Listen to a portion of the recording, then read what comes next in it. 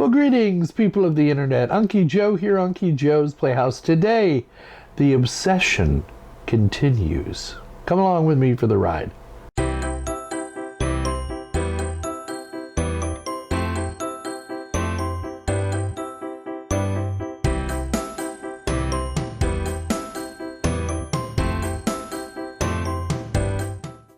So, what is this obsession I'm speaking of? Well, it's the obsession with my Minecraft server, of course. Last weekend I did, well, or I don't know if it's last weekend or 2 weekends ago by the time this video gets out, but a long time ago in a land far, far away, I did a live stream about creating a Minecraft server.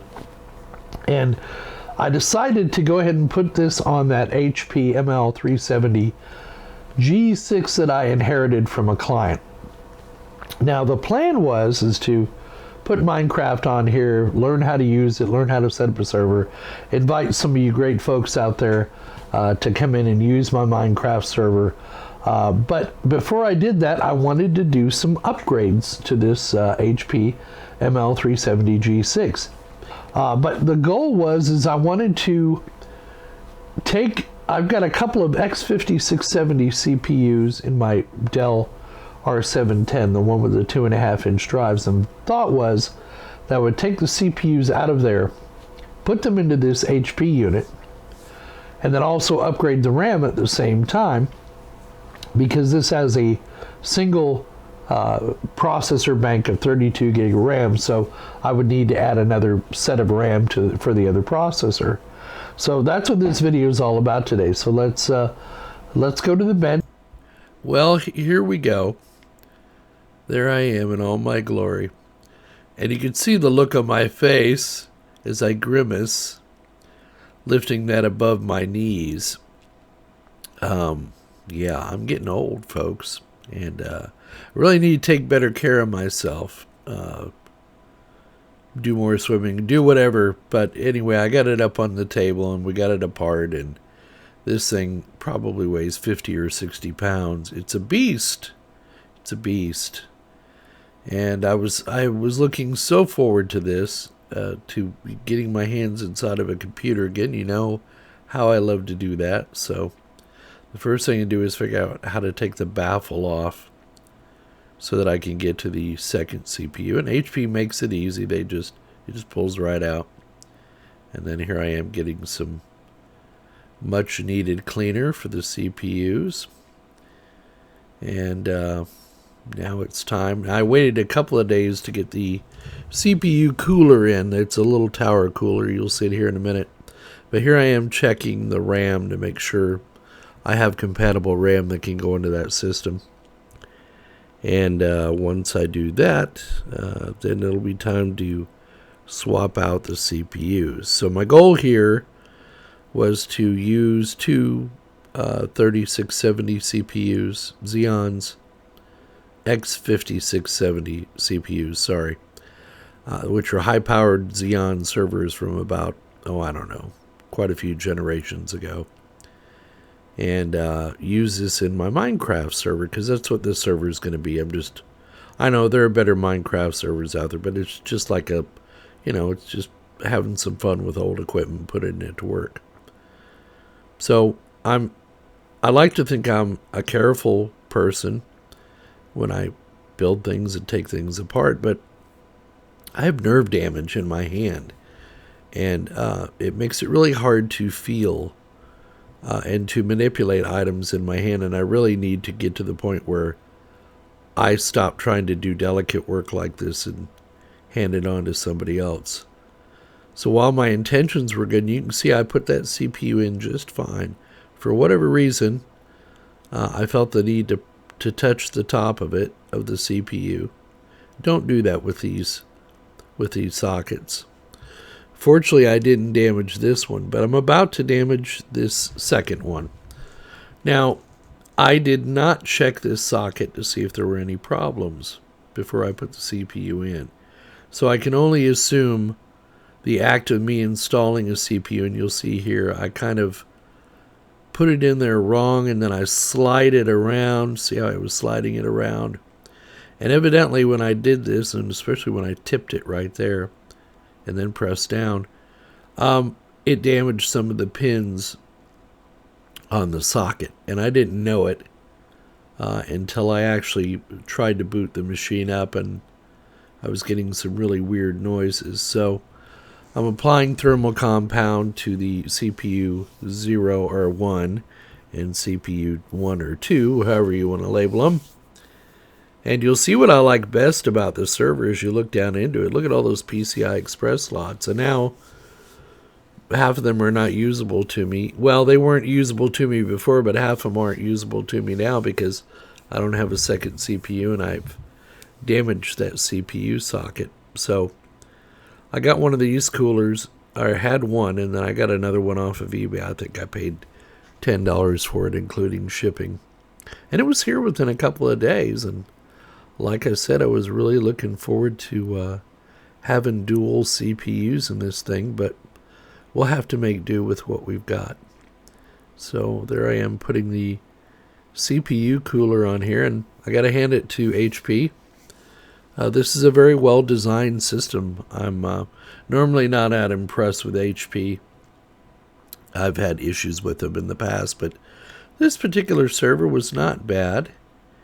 And yeah, there's my second CPU cooler. And you'll get to see me mount that in there while I chit-chat with you. Now, in hindsight, sometimes, I'm fond of saying if things aren't meant to be, they won't. They're not going to happen. And in retrospect, running Minecraft with a dual CPU system really is not that fantastic of an idea, because I believe the Java that runs on it is a single-threaded app. So I don't think I would have gotten any benefit. Now here, I was getting ready to put the RAM into the system. That was the other problem that I ran into. The memory that is in the HP is registered or unregistered, one of the two. And the memory I had is out of a Dell, and it is registered or unregistered, one of the two. So this memory, that's fine. That memory ended up going into a client's, a machine I've on loan to a client, a Dell R710. So you'll get to see that RAM again in my In a Day in the Life video that's coming up here probably next week. But I digress. So here I am filling the RAM. Anyway, so yeah, not a great idea to have dual CPU system for Minecraft. In fact, ideally it would be like a Ryzen 5, a modern Ryzen 5 or an Intel 10th or 11th generation CPU would be fine for Minecraft. And it really doesn't depend on a video card being in the unit at all. So, but that's kind of why I thought this was kind of fun for this project to put it in here. So now I've got the CPU and the RAM installed. Time to put the baffle back in. And I'm always very careful when I do stuff like this, because it's not a good idea to force plastic parts, or any parts for that matter. So if there's, if it's keeping you from putting the device in, there's got to be. So I couldn't figure out whether that harness went inside or outside of that ducting unit. That's why I was having such an issue putting that duct back in. And that duct is critical because that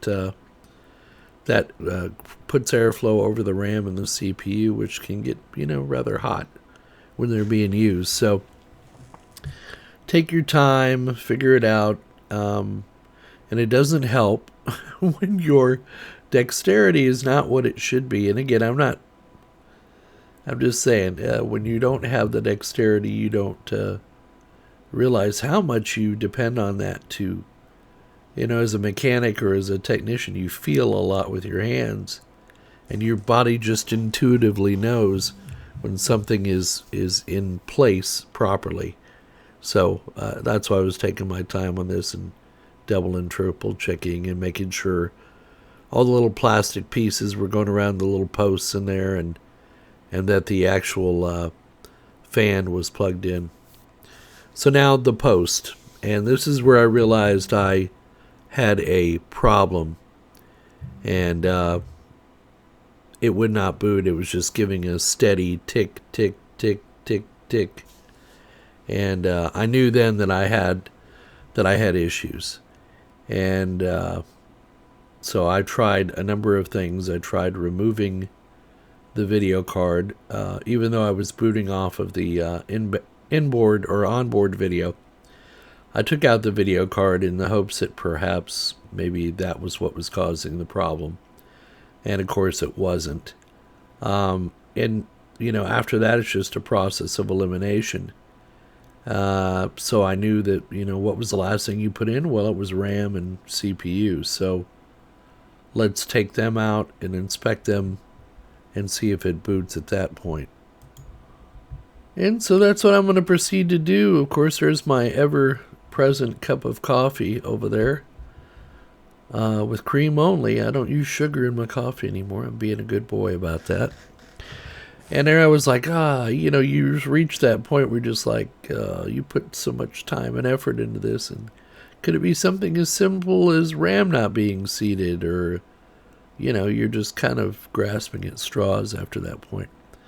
And then I had a feeling about the CPU. I just had a feeling because of the way it went in, that perhaps I had bent pins, and so I'm going to pull the CPU out here. I get my big bald head out of the way. And you can't really see it here on the camera, but I could plainly see that there were some issues with some chips, or with some pins. So I put on my Mr. Magoo goggles, as I call them, and did an inspection, and sure as heck, there were some pins that were bent. And it could have been an end of the world event, but I wasn't that married to dual processors in here. So at this point, I just decided, let's just go back to a single processor. And actually, I was going to upgrade the RAM to 64 gig, but I decided, you know what? This thing's got a single 2.9 gigahertz processor in here. If I can get it to boot with that, 32 gig RAM is more than adequate for the Minecraft server. So that's what I opted to do at this point, is just cut my losses and go with the fact that I upgraded from like a 2.2 gigahertz to a 2.9 gigahertz CPU, and just kind of be happy with that. And lesson learned, be careful when you put a chip in an Intel socket. And I've bent pins before on AMD as well. They have actual legs on their CPUs, and they're very easy to bend. There's several hundred of them. And as you can see now, there we go, where the HP ProLiant is actually booting up. And that's a good thing, because I honestly was afraid I may have damaged the entire machine. But fortunately, I had not, and it came up and it gave me some RAM errors because I'd been jiggering with the RAM. But in a moment here, you'll see that I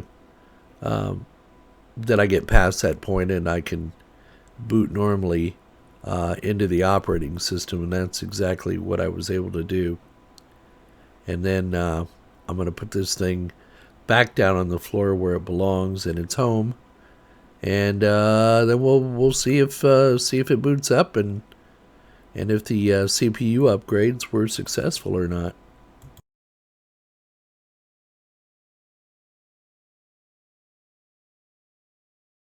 Here we are on that server now. Let's see if the updates have worked, and show you what we got going on here. So let's bring up Task Manager, and we should see now that it is an Intel Xeon X5670 at 2.93 gigahertz. We still have 32 gig of RAM. We have our Intel Gigabit quad port server adapter, and we have an NVIDIA Quadro K2000 video card in this machine. I always like to put a video card in my servers. It just gives them a little more flexibility, and you never know if they get the pass-through GPU pass-through working on Windows Server 2019 like they have on Windows 10, it might benefit me in the future. But anyway, I digress. So there it is, running at speed. Now I'm going to go ahead and bring up Crafty, and I'm going to launch that, which will launch my Minecraft server here shortly. So I'm going to bring up Crafty, and then once that's up, we'll go out to a let's go out to a machine. It's admin. Okay. You can set this up to run automatically. I've been listening to the helpful advice other people that are running Minecraft servers have given me, and they said you could run something like Crafty, which will basically be a web server to manage your PaperMC server. So I'm actually running PaperMC as my Minecraft server, but I'm using Crafty as a kind of like a dashboard. Basically, you just come in here and you click on the plus, and it will fire up Minecraft for you. Let's go back to the dashboard, and you'll see now it's running, and it gives you an idea of how much CPU and memory it's using. And then we can come back to the actual Minecraft server, and you'll see, if we come under processes, you'll see now Crafty has launched the Java platform. It is assigning some memory, etc., and the server is running. Now again, I could do this manually. I have a I'm running PaperMC for my Minecraft server, and that was on several recommendations. So yeah, I could still come here and run it with this start command down here that I created. It's up and running. It seems to be doing well. I played Minecraft the other day for, I don't know, 20-30 minutes, and built some buildings, and I didn't have any slowdown issues or anything like that. Then I went ahead and jumped and flew up over the world and flew out over, and the server handled the load well. So the next thing now to do with this server, the next upgrade we'll need to do is to get a secure connection from the internet to this machine with denial of service protection, so that I can start letting people on this Minecraft server. All right, so that was not quite the success I had hoped it would be. So what I decided to do instead was I decided Minecraft doesn't really take advantage of dual CPUs, and all it will do is just consume more power. So I rejiggered some stuff and decided to go with a single 5670 CPU, and it's running fine. And as a torture test, I put Handbrake on there and had it convert a video, from a very large sized HD file to a lower sized MKV file, and it worked without any problems. All right, so there you go. Now listen, if you would like to be, if you're into Minecraft, and again, I'm not into Minecraft, I've just kind of taken it on as a kind of a project of mine, and I'm okay in Minecraft. I love to build, so I keep mine mainly in not survival mode, but creative mode. But if you're interested in joining my Minecraft server and helping me build, whether you might want to be perhaps a mod or an operator, let me know. Send me an email to UnkyJoe'sPlayhouse@gmail.com. I've already got a couple of people that are interested in being on my Minecraft server when I open it to the public. I am going to need a mod, so if anybody's familiar with moderating a Minecraft server to keep an eye on things for me, and you'd be interested in doing something like that, again, Unky Joe's Playhouse with a K, UNKY, Joe's Playhouse @gmail.com, and I'll consider everybody who wants to be part of the Minecraft server. Well, there you go. We hope you found the video entertaining and informative as always. Please give us a thumbs up down below if you liked the video. Leave your comments down in the comments section. Subscribe if you're not already a subscriber. Click that notification bell to be notified of new videos when they come out. And donate if you're so inclined. PayPal, Patreon, and the YouTube join function for $2 a month recurring membership fee. It's set it and forget it on YouTube. You don't even have to think about it. And all of those of you that donate to the cause here and help keep the lights on, you'll see your name in the end credits. We update that at the beginning of every month. So there you go. Thanks again for coming to see us, and please don't forget, we'll see all of you on the other side.